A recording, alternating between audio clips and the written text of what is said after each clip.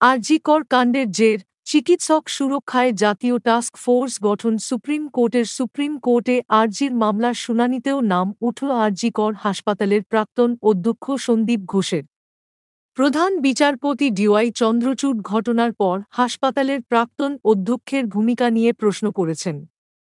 তিনি পর্যবেক্ষণে বলেছেন, এটা কেবল কলকাতা নয়, গোটা দেশের চিকিৎসকদের নিরাপত্তার বিষয়। ঘটনার পরে কী করছিলেন হাসপাতালের প্রিন্সিপাল? রাত পর্যন্ত কেন কোনো এফআইআর দায়ের করেননি তিনি? প্রশ্ন তোলেন প্রধান বিচারপতি। বৃহস্পতিবারের মধ্যে সিবিআইকে স্ট্যাটাস রিপোর্ট দেওয়ার নির্দেশ দেওয়া হয়েছে। সেই সঙ্গে চিকিৎসকদের নিরাপত্তায় জাতীয় টাস্ক ফোর্স গঠনের নির্দেশ দেওয়া হয়েছে।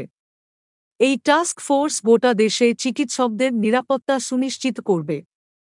কারণ আরজিকর হাসপাতালের ঘটনাকে কেবল কলকাতার বিষয় বলে মানতে নারাজ শীর্ষ আদালত। প্রধান বিচারপতি ডিওয়াই চন্দ্রচূড় উদ্বেগ প্রকাশ করে বলেছেন, গোটা দেশের চিকিৎসকদের নিরাপত্তা নিয়ে প্রশ্ন তুলে দিচ্ছে এই ঘটনা।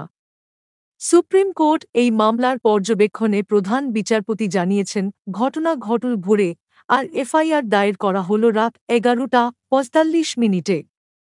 কী করছিল পুলিশ? প্রশ্ন তুলেছেন বিচারপতি।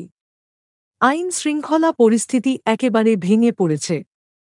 বারবার অধ্যক্ষ সন্দীপ রায়ের ভূমিকা নিয়ে বারবার প্রশ্ন তুলেছেন তিনি।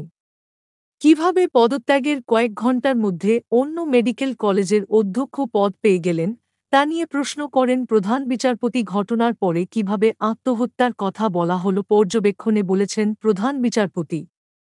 সেই সঙ্গে প্রতিবাদ মিছিলে পুলিশি লাঠিচার্জ এবং আরজিকর কাণ্ডে হাসপাতালের ভূমিকা নিয়ে রীতিমতো ক্ষোভ প্রকাশ করেছেন প্রধান বিচারপতি। ইউডি কেস কেন ফাইল করা হয়নি তা নিয়ে প্রশ্ন তুলেছেন বিচারপতি। দেহ উদ্ধারের পরে সুইসাইড নোটের কথা বলেছিলেন প্রিন্সিপাল।